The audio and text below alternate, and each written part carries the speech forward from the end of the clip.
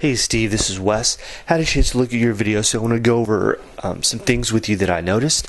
I also had Nicole take a look at it, and we just kind of went through it last night. And the things I want to bring up first and foremost has to do with your body position. The first thing is your arm entry, and these are things that I'm going to talk about, so I'll go into more detail as I walk you through it. But the first thing is your arm entry. You come into the water pretty low whenever your hand enters into the water. Second thing is your kick. One of the things I notice is you're kicking from your knee down. You're not really engaging your hip flexors or your entire leg, where you're snapping it like a whip. All of those two things with your arm entry and with your kick, it creates a lot of drag, and so it affects your body position. Ideally, we want you to be on top of the water. Longer objects move faster in the water, so the longer we can make you, from your arms to your legs, to where there's not a lot of bend, and it'll create a lot more propulsion through the water. Another thing that I noticed, and you'll be able to see it, is that you're crossing over in a really significant way. And what this is causing you to do is move from your hips and your body to move right to left rather than moving forward. So we call this snaking through the water. Rather than moving forward, you're kind of moving right to left like a snake. And so you'll be able to see what I'm talking about later on in the video. So I'm going to give you some drills, I just want to make sure you're aware of all this is going on. Also, when you look at the overhead shot, towards the end, you're going to see that when you look up to breathe, I want you to notice that we can see both of your goggles, your right and your left eye. We should only be able to see one. So there's also an overextension on when you're breathing, you look too far up, and so we just need you to look to the side more. That's a really small thing, but something I wanted to point out because I don't think I mentioned it at the end. So anyways, let's go ahead and take a look at your video. Alright, Steve, so what I want to talk to you right now is your body position. I'm going to slow it down here, and I want to point out the drag that you're creating with your body position. As you can notice, your left hand is extended out. You're going to go ahead and drop it really early. Look at your kick, how you kick with your knee. All of that, you can see how much water that you're dragging. Right here, as your right arm extends, all of a sudden your body position looks good. Look how on top of the water you are. Your hips are on top. There's not a lot of kick right now, but then you're going to go ahead and you're going to drop that right arm. Look how straight and low it is. Now when you begin to kick, again, you bend at the knee rather than kicking from your hip flexor or from your hips, and look how much drag it creates. You can just pretty much form a diagonal from the tips of your fingers to the ends of your toes. And so right there, with your arm and your leg, you can see how much drag you're creating. It's almost like you're pulling an anchor. And so we just want your hand, as it extends, to be on top of the water. We want your kick to be fluid, using your entire leg from your hip flexors down to your toes, so that you're able just to stay on top of the water and glide and streamline through the water, making you more hydrodynamic. And so it's really important when your hand enters into the water that you keep it very high on top.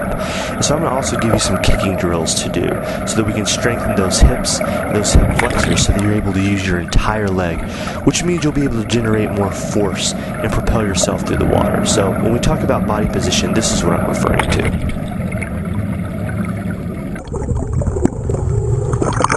Alright, Steve, so I wanted to get you from the side here and take a look at your hand entry on both sides, your right and your left.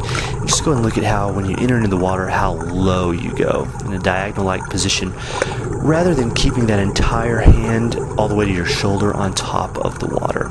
And so you can see, again, going back to the body position, how much drag this is going to create. All that water is going to be hitting the top of the top surface of your hand all the way up to your forearm and shoulder. And so remember, we want you to be on top of the water.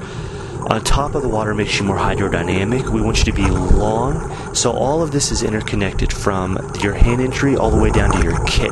So you can see how much drag you're creating. So if we can make you more streamlined, longer on top of the water, strengthen that core of yours so that you can just have a rigid body where you're more streamlined, it'll definitely propel you through the water more quickly. And so you can see what I mean when I talk about your hand entry. So hopefully this gives you a better perspective.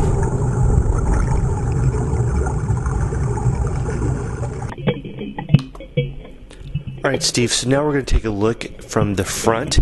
I want to point out something that I've noticed when you breathe, what your arms are doing. It's causing you to snake in the water. What I mean by that is it causes you to move from side to side rather than going forward. So I'm going to slow it down here and catch you when you're about to breathe. And I'm going to point out something that you're doing, and I want you to see it in super slow motion. So right here, as I slow it down, your left hand is coming in, you're about to breathe. Now I want you to look not only how much you drop your hand, but look how much you come over. I mean, way over. When you're not breathing, it's right here, your right arm comes in, you're going to cross over as well. It's just more pronounced when you're breathing. And so right here, you're about to come up and breathe. I want you again to notice how much you drop that hand. It comes in really low, and then you just begin to drop it, creating a lot of drag, and then you bring it over when you begin to pull.